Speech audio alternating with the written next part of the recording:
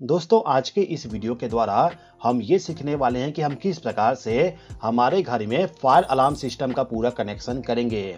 देखिए दोस्तों, यदि आपके घर में, ऑफिस में या फिर किसी कंपनी में आग लग जाती है तो उसको डिटेक्ट करने के लिए हम डिटेक्टर का इस्तेमाल करते हैं।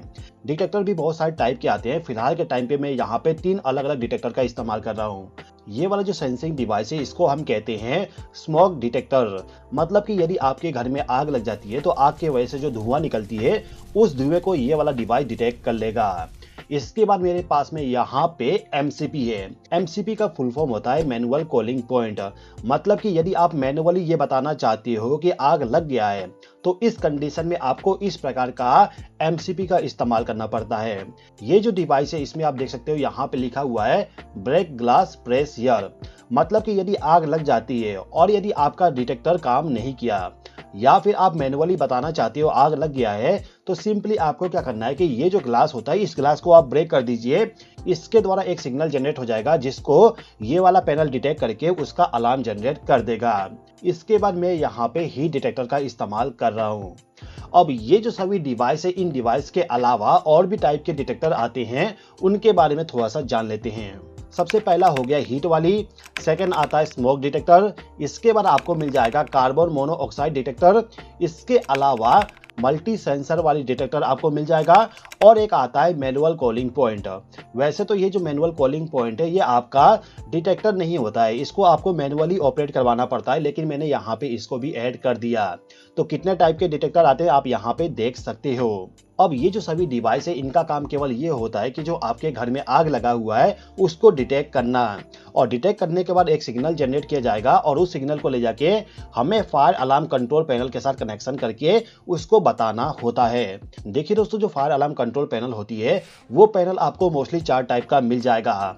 पहला होता है कन्वेंशनल, दूसरा होता है एड्रेसेबल, तीसरा होता है इंटेलिजेंट और चौथा होता है वायरलेस। अभी के टाइम पे जो मैं आपको वायरिंग बताने जा रहा हूँ वो वायरिंग कन्वेंशनल टाइप का होगा, मतलब कि मैनुअल वाली होगी। कन्वेंशनल टाइप का जो फायर अलार्म सिस्टम होती है उसमें जोन टाइप का होता है। जोन सिस्टम क्या होती है मैं आपको थोड़ा सा एग्जांपल के जरिए समझा देता हूँ। देखिए, मान लीजिए कि आपका जो घर है वो 3 मंजिला वाली घर है। अब ये जो फायर अलार्म सिस्टम है इसका कनेक्शन आप इस प्रकार से करोगे जिसमें क्या होगा, जो आपका ग्राउंड फ्लोर है, ग्राउंड फ्लोर में जितने भी फायर अलार्म सिस्टम लगाए जाएंगे वो सभी के सभी एक वायर के जरिए कनेक्ट होगा।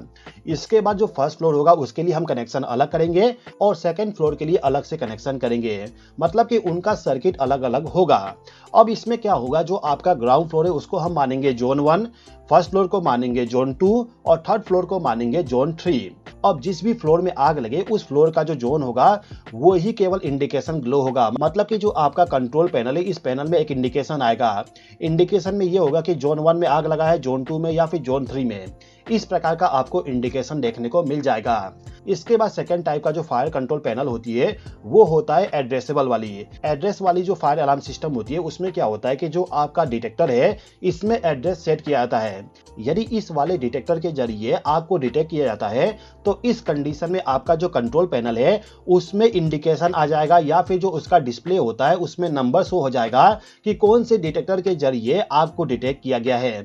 एड्रेस वाली जो डिटेक्टर होती है उसमें हम नंबर सेट कर सकते हैं कि कौन से नंबर का आपका फायर डिटेक्टर है, जिससे कि यदि आग लग जाता है तो आपको तुरंत पता चल जाए कौन सी लोकेशन पे कहां पे आग लगा हुआ है। कन्वेंशनल टाइप के डिटेक्टर में आपको केवल ये पता चलेगा कि कौन से जोन में आग लगा हुआ है, लेकिन जिस फायर अलार्म सिस्टम में पूरा एड्रेस सेट करने का ऑप्शन रहता है उसके जरिए आपको पूरा एक्यूरेट लोकेशन मालूम चल जाती है। केवल कंट्रोल पैनल को देख के आप पूरा बता सकते हो कहां पे आग लगा हुआ है। इसके बाद जो तीसरे टाइप का आता है वो होता है इंटेलिजेंट टाइप का। इंटेलिजेंट टाइप का जो फायर अलार्म सिस्टम होती है उसमें आपको ये पता चल जाएगा कि जो आपका डिटेक्टर है उसके जरिए आग को डिटेक्ट किया गया है या फिर कोई फॉल्ट आ गया या फिर आपका जो डिटेक्टर है उसको क्लीनिंग करने की आवश्यकता है। पूरा चीजें आपको कंट्रोल पैनल में बता देगा। तो इसके जरिए आपको पूरा एड्रेस भी मिलेगा, साथ ही साथ में क्या प्रॉब्लम है उसका भी नोटिफिकेशन आपको मिल जाएगा।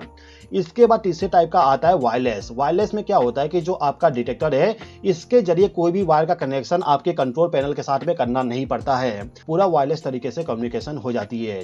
तो फायर अलार्म सिस्टम 4 टाइप के होते हैं। अभी के टाइम पे मैं आपको कन्वेंशनल टाइप का जो वायरिंग होती है उसको एक्सप्लेन करूंगा। अब दोस्तों, जैसे कि मैंने आपको बताया, कन्वेंशनल टाइप का जो फायर अलार्म सिस्टम होती है उसमें हम जोन में डिवाइड करते हैं। मतलब कि आपका जो घर है उस घर को अलग अलग पार्ट में डिवाइड करके उसका पूरा वायरिंग करोगे।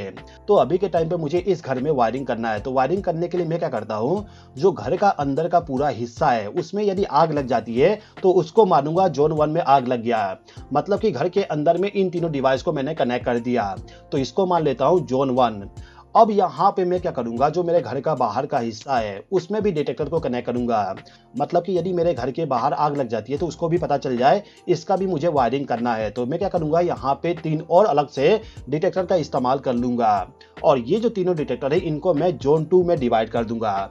अब ये जो सभी डिवाइस है इनका काम केवल होता है फायर को डिटेक्ट करना, और ये जो कंट्रोल पैनल है ये कंट्रोल पैनल उसको मॉनिटर करेगा, साथ ही साथ में एक आउटपुट जनरेट करेगा जिसके जरिए हमें पता चलेगा कि फायर लग चुका है। तो ये जो कंट्रोल पैनल है, इस पैनल के अलावा हमें एक हुटर का इस्तेमाल करना पड़ता है। आप चाहे तो मल्टीपल हुटर का भी इस्तेमाल कर सकते हो। फिलहाल के टाइम पे मैं केवल एक हुटर का इस्तेमाल किया हूँ। जब भी आग लगेगा ये हुटर बजना स्टार्ट हो जाएगा। अब ये जो सभी डिवाइस है, इन डिवाइस के अलावा हमें रेसिस्टेंस का भी इस्तेमाल करना पड़ेगा।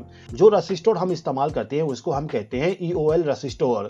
इनका काम क्या होता है मैं आपको आगे एक्सप्लेन करूंगा। अभी एक्सप्लेन कर दूंगा तो आपको समझ में नहीं आएगा, इसलिए इसका कनेक्शन करने के बाद मैं आपको एक्सप्लेन करूंगा। अब ये जो फायर अलार्म कंट्रोल पैनल है, इस पैनल को पावर सप्लाई प्रोवाइड करने के लिए हम यहाँ पे स्विच बोर्ड का इस्तेमाल करेंगे, और इस स्विच बोर्ड में मैंने पावर सप्लाई का कनेक्शन कर दिया। अब ये जो स्विच बोर्ड है इसके साथ में हमें एक प्लग टॉप का इस्तेमाल करना पड़ेगा, और ये जो प्लग टॉप है इसके जरिए हम वायर को कनेक्ट करके ले जाएंगे, और जो हमारा फायर अलार्म कंट्रोल पैनल होती है उसमें आपको पावर सप्लाई कनेक्शन करने के लिए ऑप्शन मिल जाएगा, उसके साथ इसका कनेक्शन कर दीजिएगा। किसी फायर अलार्म कंट्रोल पैनल में आपको प्लग टॉप मिल जाएगा जिसको ले जाके केवल आपको पावर सप्लाई के साथ कनेक्शन करना होता है।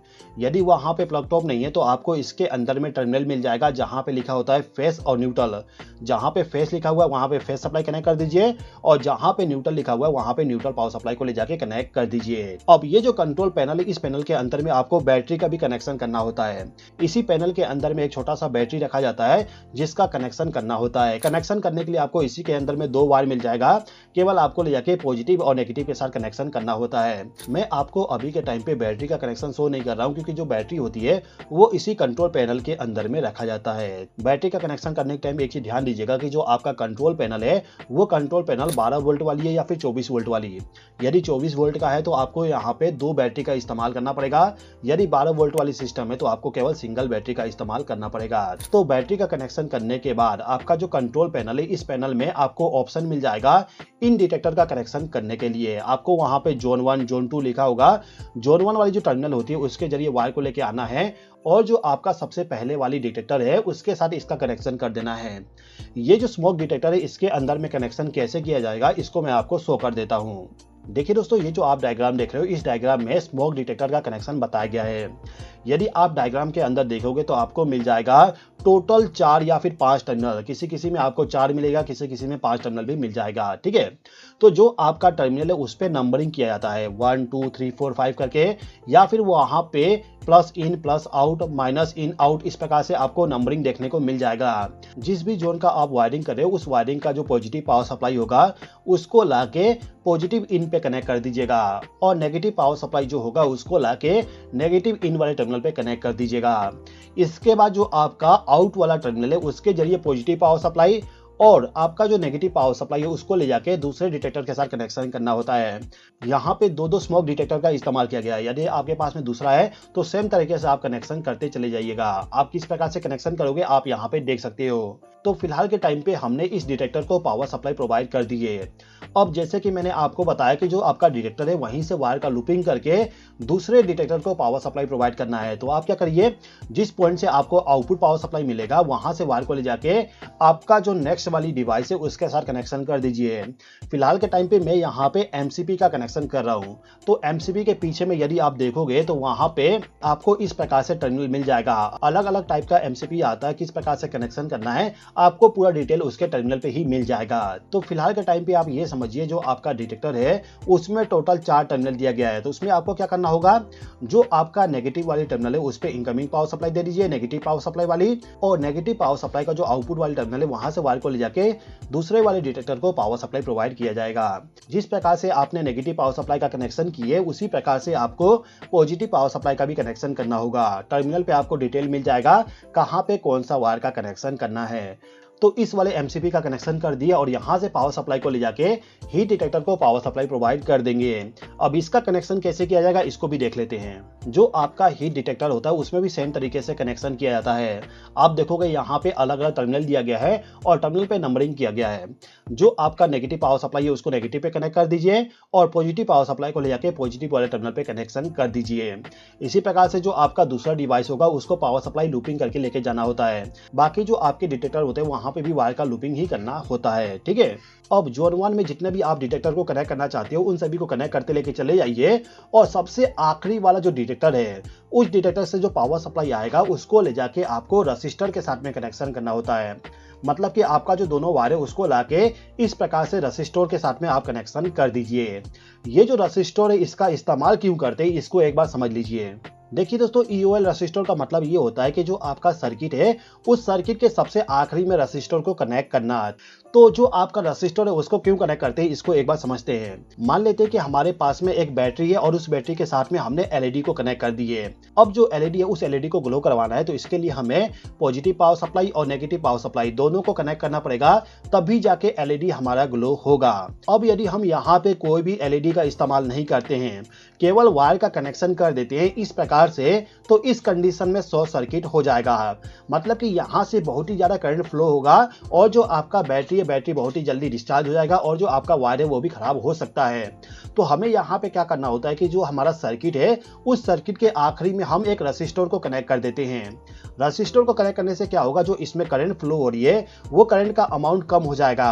अब ये जो रसिस्टर है इसके जरिए जो करंट फ्लो होती है वो करंट केवल इतना ही होता है जितना करंट की आवश्यकता होती है आपके फायर कंट्रोल पैनल को सिग्नल प्रोवाइड करने के लिए। देखिए दोस्तों, ये जो सभी डिटेक्टर है इनका जो हमने कनेक्शन किए, कनेक्शन में केवल हमने वायर का लूपिंग किए हैं।